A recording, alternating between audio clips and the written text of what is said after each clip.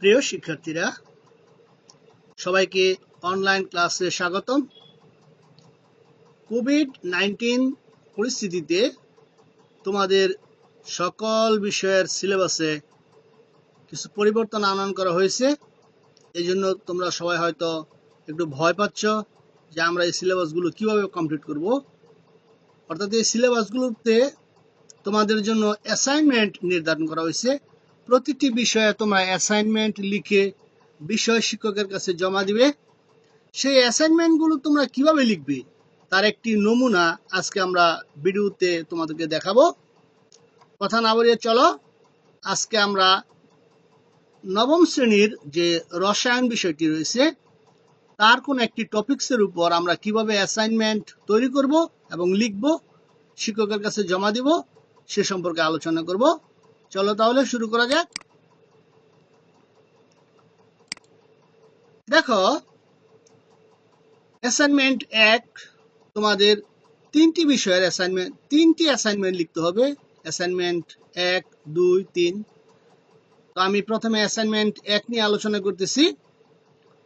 বিষয় রসায়ন, শ্রেণী নবম, শিক্ষকের নাম লিখবা, শিক্ষার্থীর নাম লিখবা, তোমার নিজের নাম, তোমার রোল নং লিখবা, বিভাগ লিখবা, তারিখ লিখবা, যে তারিখে তুমি অ্যাসাইনমেন্ট লিখতেছো সেই তারিখ লিখবা। ঠিক এইভাবে খাতার যে কভার পেজ থাকবে সেই কভার পেজের মধ্যে এইভাবে লিখবা। অতঃপর অ্যাসাইনমেন্টের শিরোনাম লিখবা। যেমন আমরা একটা অ্যাসাইনমেন্টের শিরোনাম নমুনা হিসেবে তোমাদেরকে দেখাচ্ছি। শিরোনাম: হাতে কলমে কাজের মাধ্যমে খাদ্য লবণ ও বালুর মিশ্রণ থেকে উপাদানসমূহ পৃথক করো এবং নিম্নের প্রশ্নগুলোর উত্তর দাও। যদি এই ধরনের একটা অ্যাসাইনমেন্ট থাকে তাহলে কিভাবে সেটাকে সাজাতে হবে, খাতার মধ্যে লিখতে হবে। সুন্দর করে অ্যাসাইনমেন্ট লিখে কোনো রকমের ঘষা মাজা কাটাকাটি করা যাবে না। অ্যাসাইনমেন্টগুলো খুব সুন্দর হতে হয়, হস্তলেখা ভালো হলে, সুন্দর হলে খুব ভালো হয়, তাহলে গ্রেডিংটা ভালো পাওয়া যায়। আমাদের অ্যাসাইনমেন্টের শিরোনাম হচ্ছে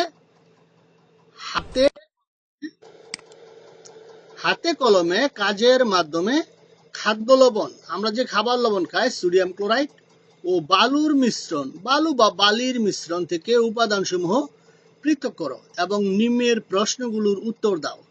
তোমাদের অন্যান্য বিষয়ের অ্যাসাইনমেন্টগুলো এ ধরনেরই থাকবে, শুধু গণিত বিষয়ের অ্যাসাইনমেন্ট থাকবে সৃজনশীল প্রশ্নের যে আমরা আনসার করি ওই ধরনের। যাক, আমরা সেগুলো পরবর্তীতে আলোচনা করব। আমরা আজকে রসায়ন বিষয়ের একটি অ্যাসাইনমেন্ট তোমাদের সামনে উপস্থাপন করতেছি।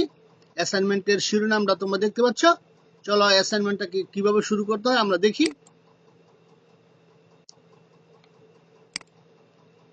তথ্য: প্রথমে তুমি অ্যাসাইনমেন্টের শিরোনাম লেখার পর কিছু তথ্য লিখবা। অর্থাৎ এই অ্যাসাইনমেন্ট সম্পর্কে যে তথ্য আছে তোমাদের পাঠ্যপুস্তকে সেই তথ্যগুলো তোমরা লিখবা। যেমন এখানে আমরা তথ্যের মধ্যে লিখছি বালু মিশ্রিত লবণে বা বালি মিশ্রিত লবণে পানি যোগ করা হলে লবণ পানিতে দ্রবীভূত হয়ে যায়। এই কথাটা তো সত্য। আমরা জানি যদি লবণের মধ্যে পানি দেওয়া হয় তাহলে লবণ পানিতে দ্রবীভূত হয়ে যায়, কিন্তু বালু দ্রবীভূত হয় না। তুমি যদি একটা গ্লাসের মধ্যে অল্প কিছু বালি নাও বা একটা মাটির ঢেলা নাও, নিয়ে সেই যদি পানি বিকারের মধ্যে একটা পানি নিয়ে বা গ্লাসের মধ্যে পানি নিয়ে একটু বালি দিয়ে যদি নাড়ানি দাও, তাহলে দেখবা মাটির ঢেলাটা ভেঙে গেছে, কিন্তু সেই মাটি বা বালি কখনোই পানিতে দ্রবীভূত হবে না। হয়তো তুমি দেখছো যে গলে গেছে, গলে যাওয়া আর দ্রবীভূত হওয়া এক না। তুমি যদি পানিটাকে নাড়ানি দাও তাহলে বালিটা পানির সাথে মিশে যাবে, তুমি দেখতে পাবে যে বালি হয়তো পানিতে মিশে গেছে, আসলে না। যদি তুমি বিকার বা গ্লাসটি রেখে দাও, কিছুক্ষণ পর দেখবা সমস্ত বালি বা মাটি পাত্রের তলায় জমা হয়েছে। এতে প্রমাণিত হয় যে বালি পানিতে দ্রবীভূত হয় না। এখন যদি বলা হয় যে এই বালি এবং লবণকে তুমি কিভাবে পৃথক করবা, তাহলে এখানে দুটি পদ্ধতি ব্যবহার করে এই বালি এবং লবণকে পৃথক করা যায়। এই পদ্ধতির নাম হচ্ছে পরিস্রাবণ অর্থাৎ শাকন ও বাষ্পীকরণ। পরিস্রাবণ শাকন, অর্থাৎ আমরা যেমন বাড়িতে স্বাভাবিক শরবত বানাইলে বিভিন্ন রকমের লেবুর খোসা বা অন্যান্য লেবুর চির বা অন্যান্য দ্রব্য শরবতের মধ্যে থাকলে সেগুলো আমরা যেরকম ভাবে সেকে নেই, এটার নাম হয় পরিস্রাবণ। আর বাষ্পীকরণ হচ্ছে যেমন আর একটা পাত্রের মধ্যে পানি নিয়ে যদি তাতে তাপ প্রয়োগ করি তাহলে পানি বাষ্প আকারে উড়ে যাবে, এটা হচ্ছে বাষ্পীকরণ। তাহলে আমরা এখানে দুইটা পদ্ধতি প্রয়োগ করতে পারি, একটা হচ্ছে পরিস্রাবণ আর একটা হচ্ছে বাষ্পীকরণ। তাহলে পরিস্রাবণ ও বাষ্পীকরণের সাহায্যে লবণ ও বালুকে পৃথক করা যায়।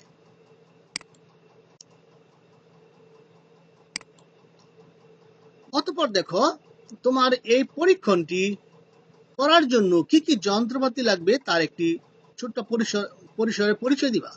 যেমন পরীক্ষণটি করার জন্য প্রয়োজনীয় যন্ত্রপাতি, আমাদের বিকার লাগবে 2টি, ফানেল 1টি, ফিল্টার পেপার, কাঁচ দণ্ড যেটাকে গ্লাস রড বলা হয় 1টি, ত্রিপদী স্ট্যান্ড, তার জালি, স্প্রিট ল্যাম্প, টেস্ট টিউব 1টি, বেসিন। এই উপকরণগুলো অর্থাৎ তোমার পরীক্ষণটি করার জন্য যে যে উপকরণের প্রয়োজন সেই উপকরণগুলোর নাম এখানে লিখবা। যদি তুমি পরীক্ষণটি করার জন্য প্রয়োজনীয় যন্ত্রপাতি এই শিরোনামটি অর্থাৎ এই হিডিংটুকু একটু কালারফুল কালি দ্বারা, যেমন নীল কালি অথবা সবুজ কালি দ্বারা লিখো, কিন্তু লাল কালি দ্বারা নয়, তাহলে একটু সুন্দর হয়। অ্যাসাইনমেন্টগুলোকে বিভিন্ন কালার পেন্সিল বা কালার কলম দ্বারা শিরোনামগুলো লিখলে এবং সেই শিরোনামগুলোকে একটি আন্ডারলাইন করে দিলে বা বক্স করে দিলে বা ফলাফলগুলোকে একটু বক্স করে দিলে সুন্দর হয়। তবে তোমাদের কালার পেন্সিল যদি না থাকে তাহলে 2 ধরনের কালি, একটা কালো কালি এবং একটা নীল কালি অথবা সবুজ কালি, এই ধরনের 2টা কলম ব্যবহার করলে হয়ে যাবে। অতঃপর যদি এই পরীক্ষণটির জন্য কোনো রাসায়নিক দ্রব্য লাগে তাহলে তার নাম দিতে পারো, যেমন রাসায়নিক দ্রব্য খাদ্য লবণ, যার সংকেত আমরা জানি sodium chloride NaCl, silver nitrate দ্রবণ। তাহলে কি কি উপকরণ আমাদের লাগতেছে তা আমরা এখানে লিখব। অতঃপর আমরা সামনে অগ্রসর হব। দেখো, আমরা কিছু চিত্র, যদি এই পরীক্ষণটির মধ্যে কিছু চিত্র থাকে তাহলে সেই চিত্র দেওয়ার চেষ্টা করবা। যেমন আমরা এখানে লবণ মিশ্রিত বালি নিয়েছি একটি পাত্রের মধ্যে, এই চিত্রটি আমরা কি দেখিয়েছি, বালু মিশ্রিত লবণ। অতঃপর আমরা ফিল্টার, এইটাকে বলা হয় ফানেল। এই যে দেখো, এটা হচ্ছে ফানেল, এটা হচ্ছে বিকার, এটা একটা বিকার, এটা একটা স্ট্যান্ড। অর্থাৎ ফানেলের মধ্যে আমরা একটা ফিল্টার পেপারকে নিয়ে প্রথমে 2 ভাঁজ করো। ফিল্টার পেপারগুলো গোলাকৃতির হয়, বৃত্তাকার হয়, সেটাকে 2 ভাঁজ করে অতঃপর সেটাকে আরো 1 ভাঁজ করলে 4টা ভাঁজ পাওয়া যাবে। এর মধ্যে 3টা ভাঁজ একদিকে এবং একটা ভাঁজ একদিকে নিয়ে সেই ফিল্টার পেপারকে সামান্য পানি দ্বারা ভিজিয়ে এই ফানেলের সাথে সুন্দরভাবে লাগানো যায়। অতঃপর এই ফানেলের মধ্যে যদি আমরা বালি মিশ্রিত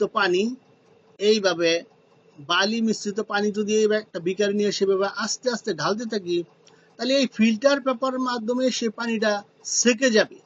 অর্থাৎ এটাকে বলা হয় পরিস্রাবণ। সেকে দেখবা ফুটায় ফুটায় নিচে একটি বিকার রাখলে সে বিকারের মধ্যে পড়বে, এটাকে বলা হয় পরিস্রাবণ।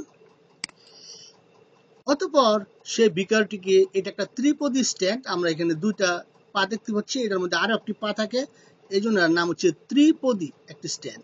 এর উপর একটা তার জালি বসানো থাকে, লোহার তৈরি তারের জালি, এবং তার উপর অপর একটি বিকার রেখেছে এই পরিশ্রুতকে।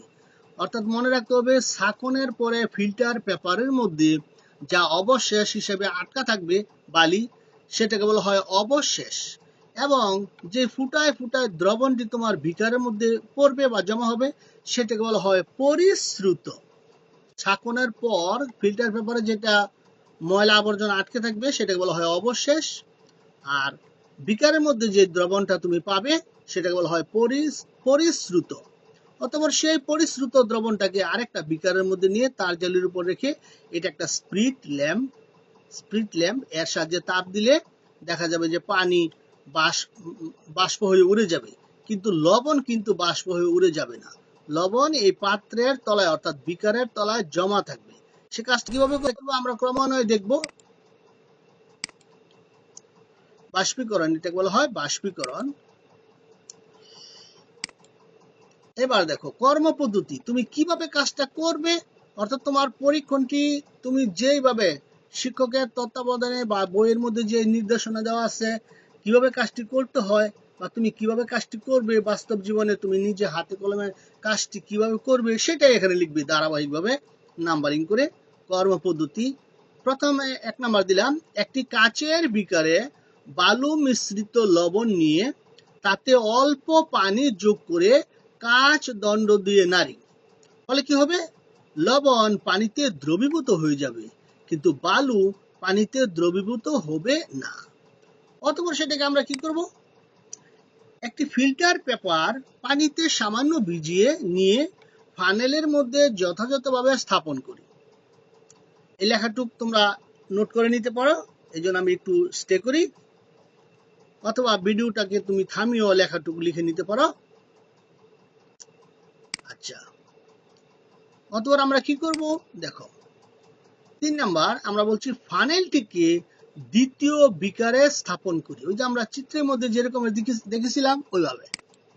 অতঃপর প্রথম বিকার থেকে বালু মিশ্রিত লবণের দ্রবণ, অর্থাৎ বালু এবং লবণ এটার মিশ্রণ যখন একটা বিকারের মধ্যে নিয়ে পানি দিব এবং নাড়াবো তখন একটা দ্রবণ তৈরি হবে, সেই দ্রবণের কথা বলতেছি, অল্প অল্প করে ফানেলের মধ্যে ঢালি, অর্থাৎ ফানেলের মধ্যে যেই ফিল্টার পেপার আছে সেই ফিল্টার পেপারের উপর ঢালি, ফলে ফিল্টার পেপার দিয়ে পরিস্রাবনের মাধ্যমে লবণ মিশ্রিত পানি ফুটায় ফুটায় দ্বিতীয় বিকারে পড়তে থাকবে। তোমরা বাস্তবে যখন কাজটা করবা তখন দেখবা যে ঠিক ফুটায় ফুটায় পানিগুলো পড়তেছে। একটু লিখে নাও। অতঃপর সম্পূর্ণ দ্রবণ পরিস্রাবণ হয়ে গেলে, অর্থাৎ বিকারের মধ্যে আমার যে পানি ছিল দ্রবণ ছিল সেটা সম্পূর্ণ যখন ফিল্টার পেপারের মধ্যে আমরা ঢেলে দিব, আস্তে আস্তে ঢেলে দিব, তখন ফানেলটিকে দ্বিতীয় বিকার থেকে সরিয়ে নেই এবং ফিল্টার পেপার থেকে সামান্য পাতিত পানি দ্বারা বালু ধৌত করে আলাদা করে নিই। অর্থাৎ সম্পূর্ণ দ্রবণ যখন আমার ছাঁকা হয়ে যাবে তখন আমরা দেখতে পাবো যে সাদা ফিল্টার পেপারের মধ্যে বালিগুলো জমা হয়ে আছে, তখন ফানেলটিকে আমরা দ্বিতীয় বিকারের উপর থেকে ফানেলটিকে সাবধানে সরিয়ে নিয়ে আসবো, ফলে আমরা ফানেলের মধ্যে যে ফিল্টার পেপার পাবো সেই ফিল্টার পেপারে পাবো বালি, আর দ্বিতীয় যে বিকারটা ফানেলের নিচে আমরা স্থাপন করেছিলাম সেখানে আমরা পাবো পরিষ্কার লবণ মিশ্রিত পানি, সে পানিটা যথেষ্ট পরিষ্কার দেখা যাবে, কোনো ময়লা দেখা যাবে না। আর এই ফিল্টার পেপারের মধ্যে যে আমরা বালিটা পেলাম সেটাকে বলা হবে অবশেষ, এবং বিকারের মধ্যে যে দ্রবণটা আমরা পেলাম অর্থাৎ লবণ মিশ্রিত পানির যে দ্রবণটা পেলাম সেটাকে বলা হবে পরিশ্রুত। সম্পূর্ণ দ্রবণ পরিস্রাবণ হয়ে গেলে ফানেলটিকে দ্বিতীয় বিকার থেকে সরিয়ে নেই এবং ফিল্টার পেপার থেকে সামান্য পাতিত পানি দ্বারা বালু ধৌত করে আলাদা করে নেই।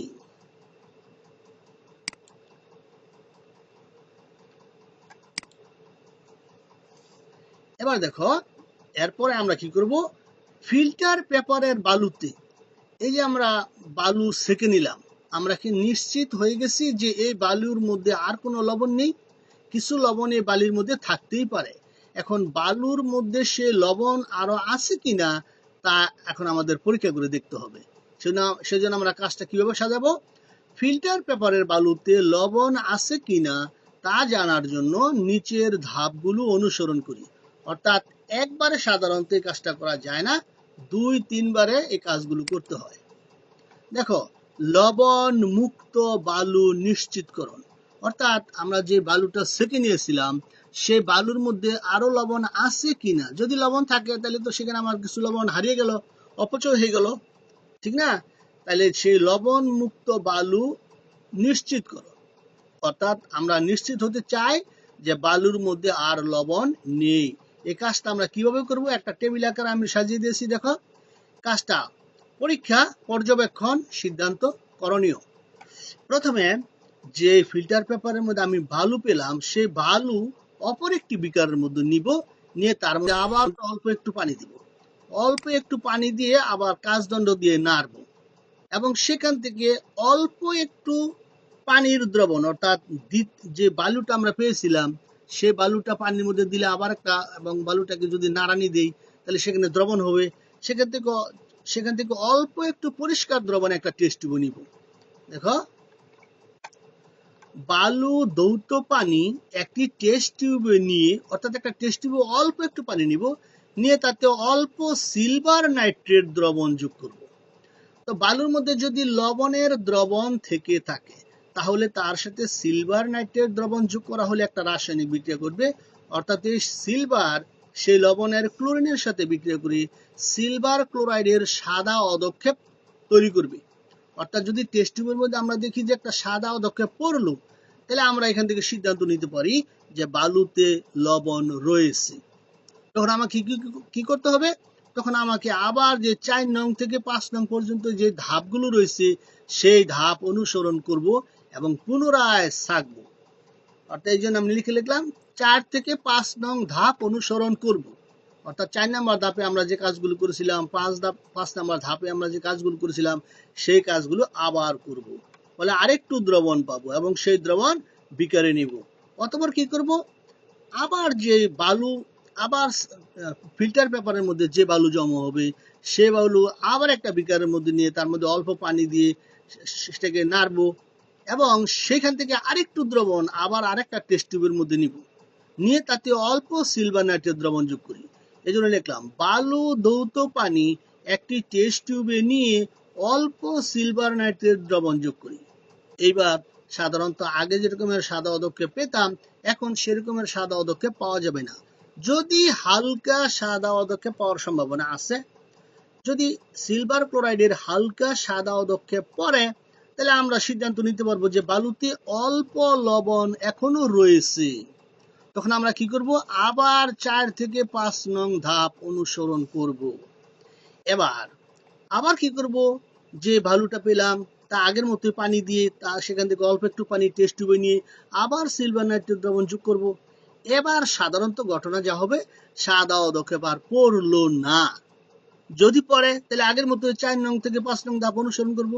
তবে সাধারণত তৃতীয়বারে দেখা যায় সাদা অধক্ষেপ আর পড়ে না।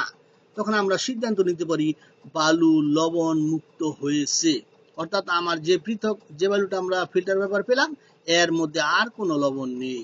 তখন আর 4 নং থেকে 5 নং ধাপ অনুসরণ করব না, বরং সামনে এগিয়ে যাব। তোমরা একটু উঠিয়ে নাও।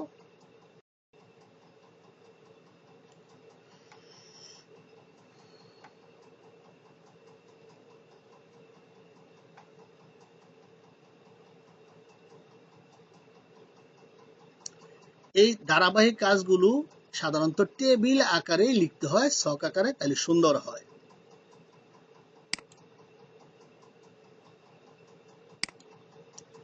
এবার কি করব?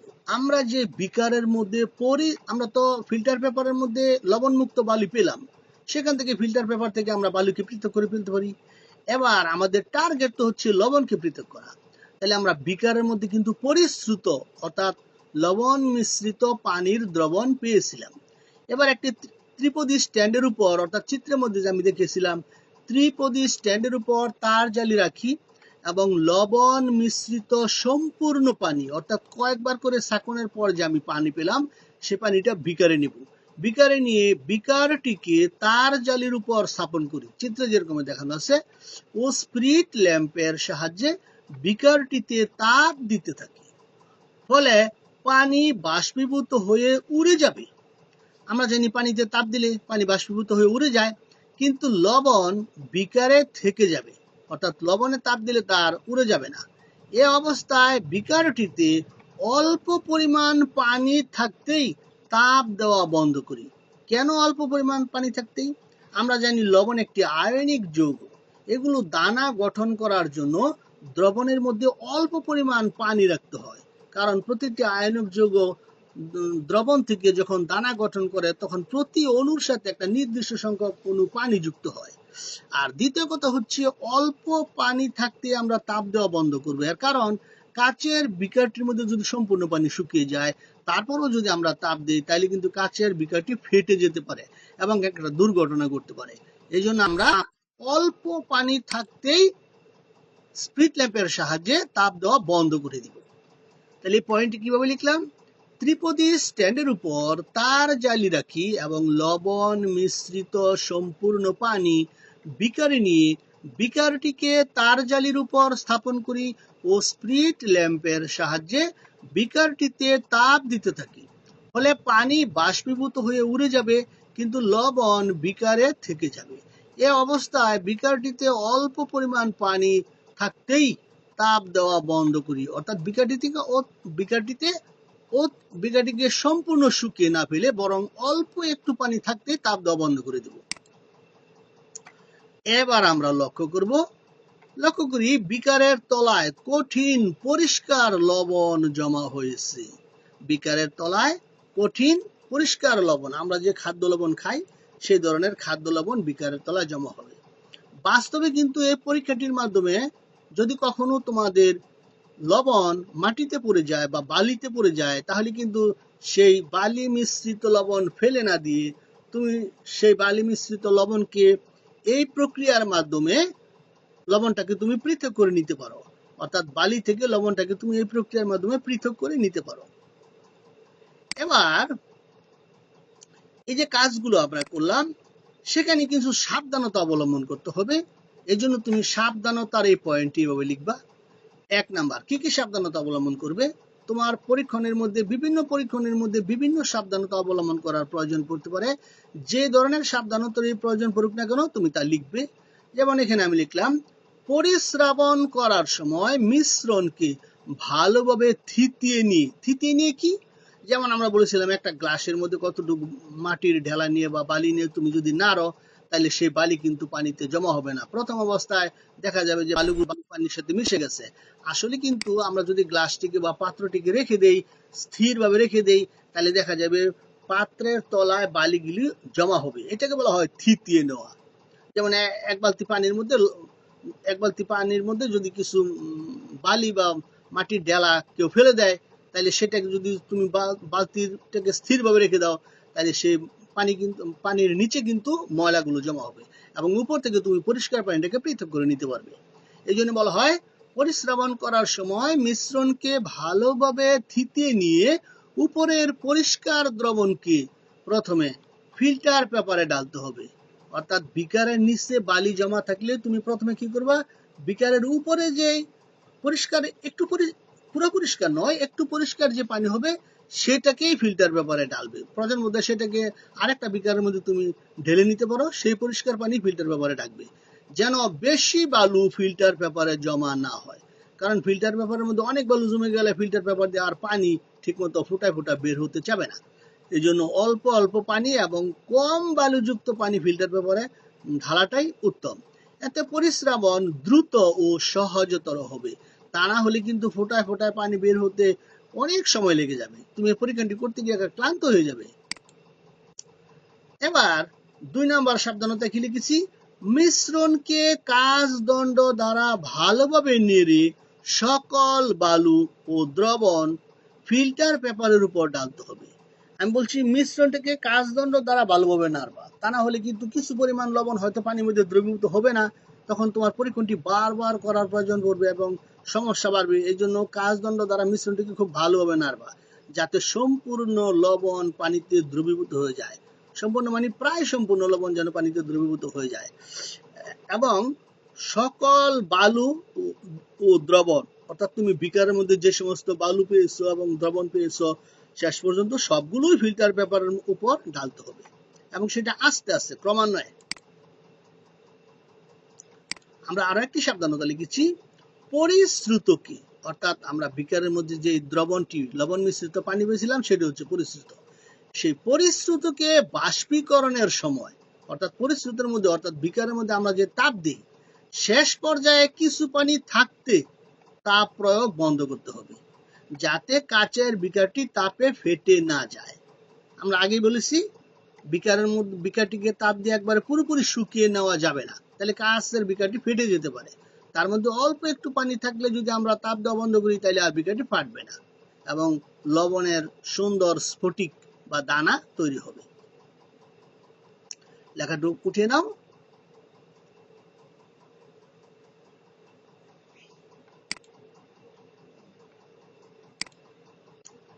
আমরা চেষ্টা করব সকল শ্রেণীর নমুনা অ্যাসাইনমেন্ট ধারাবাহিকভাবে দেওয়ার জন্য। তোমরা নিয়মিত আমার চ্যানেলটি দেখবে। আজকে এই ক্লাসটি দেখার জন্য সবাইকে ধন্যবাদ জানাচ্ছি। সবার সুস্বাস্থ্য কামনা করছি। আমাদের গণিত, উচ্চতর গণিত, পদার্থ, জীববিজ্ঞান, কমার্সের হিসাব বিজ্ঞান, বাংলা, ষষ্ঠ থেকে নবম শ্রেণী পর্যন্ত আমাদের বিভিন্ন শ্রেণীতে যে বিভিন্ন সাবজেক্টগুলো রয়েছে তার অ্যাসাইনমেন্ট কিভাবে লিখতে হবে, গণিতের অ্যাসাইনমেন্টগুলো কিভাবে লিখতে হবে। গণিতের অ্যাসাইনমেন্টগুলো কিন্তু আমাদের এই ধারাবাহিক এই ধরনের কাজের মতন একটু ব্যতিক্রমধর্মী হবে। আমরা সে সংক্রান্ত ভিডিও দিব। তো সবাইকে ধন্যবাদ জানাচ্ছি। আমার চ্যানেলটি যদি ভালো লেগে থাকে তাহলে আমার চ্যানেলটি সাবস্ক্রাইব করো এবং শেয়ার করো। সবাইকে ধন্যবাদ। আমি নজরুল স্যার, ডাঙ্গা উচ্চ বিদ্যালয়, পলাশ, নরসিংদী।